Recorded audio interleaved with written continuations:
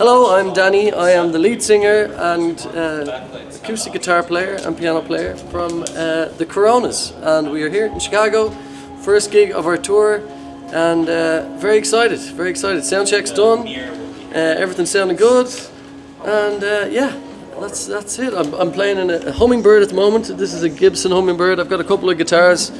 My Loudon is actually getting fixed today. My pickup was broken, so we sent it over to Guitar Center, and it's on the way, I've been told. So that's my other guitar, and I changed between the two. I love the Hummingbird. It's sort of no EQ or anything on it.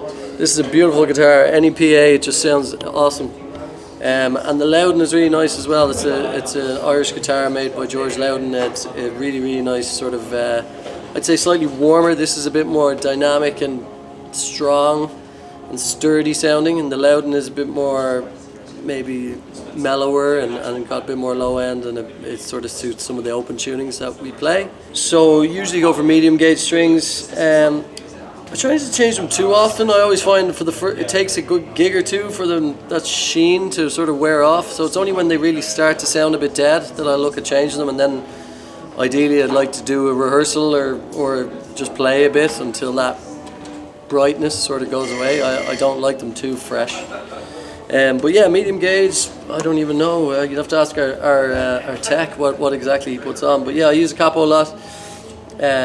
Because as I say, we use different open tunings, and this is one I use a lot, which is the E down to D and then the B down to A, but the high E is still up in the E, so it's sort of a version of D. It's actually a key of A. Sorry, I've got a weird finger issue here. So that's the A, that's the 1 there. But so that's a tune that I use a lot, and oftentimes my Loudon will be in an open D tuning. But yeah, and then this is my new Nord, my brand new baby. This is a Nord Stage 4 that I bought yesterday, or what I got yesterday. We ordered it a couple of weeks ago, and so I've been dialing in some sounds today, trying to get it sounding the way I want, and it's got everything. It's a pretty impressive piece of equipment, and it's very easy to use. I have a Nord Stage 3 at home as well, but this one is straight off the bat. I think it's a bit more user friendly and sounds great. So I love it. I mean, I would. Usually I have one sort of solid piano sound that I'd use in some of the ballads and stuff, and then there's this bright sounding one. I've got a couple of layered pianos, and it just sounds a little bit more attacky and for the really sort of bangy bright sounds. And then I've got an E piano. Again, I mix a couple of E pianos, one that sort of has a few bells on it, so it sort of cuts through, and the other one has a bit of low end. So again, this thing about the Nord here is you can have the two channels, and it's easy to mix them and you know, find the little balance and that straight away is like, oh, that's really easy to change.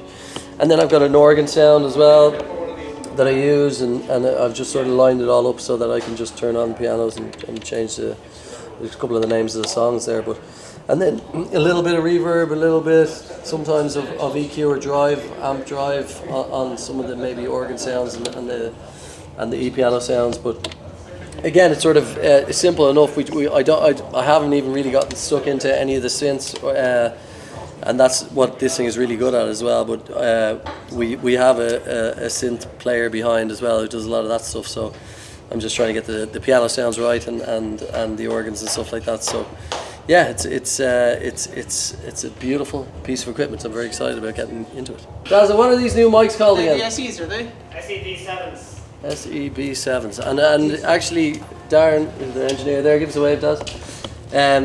He was saying that they're getting more and more popular now. They're actually cheaper than 58s, but I think they sound better, definitely. They have a sort of brightness in the top end, and they're very clear, and yeah, just clear and crisp, and they still have that 58 sort of resilience where they're not going to feed back or cause any crazy issues. So yeah, we travel with a couple of mics.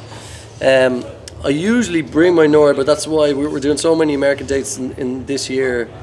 I thought it'd be easier to get one over here, so we got an artist deal on this. I got a little bit off, and I'm very happy that I got it. So I think I might have to take it home when we leave as well. In-ears, yeah, these are Moldies. IEMs, they're got a little blue flavor there, the UEs, but Yeah, they're great as well, and I've gotten to the stage even in small venues where I'm using both ears in, and actually we're using our floor wedges as like front row fills, because I always feel bad for the people who are in the very front row.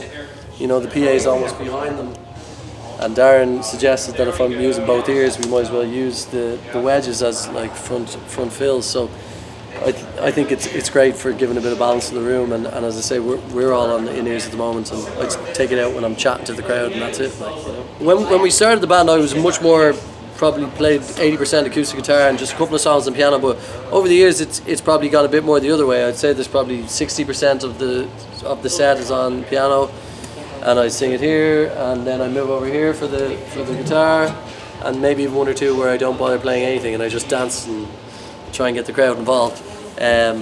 But yeah, it's a bit of a mixture. It depends on the set list, which I'm going to go work on now. But yeah, I'd say it's probably a little bit more piano than guitar, but pretty close.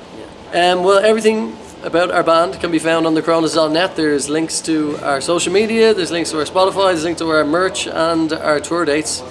And as I say, we've got a lot coming up in America this year. So yeah, thecoronas.net is where you can find everything about us.